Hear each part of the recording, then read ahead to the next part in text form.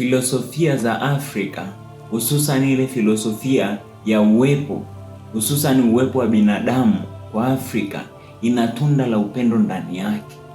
Yaani kuwepo kwangu, kuwepo kwa Mwafrika yoyote hakuna maana yoyote, hakuna faida yoyote kwa binafsi na kwa vyovyote kama watu wengine hawatakuwepo.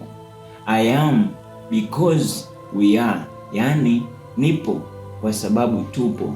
Ndio maana kwa Afrika kifo cha mtu mmoja, haijalishi nafasi yake kwenye jamii, inaleta uchungu mkubwa sana kwa jamii yote ambayo inamzunguka huyu mtu.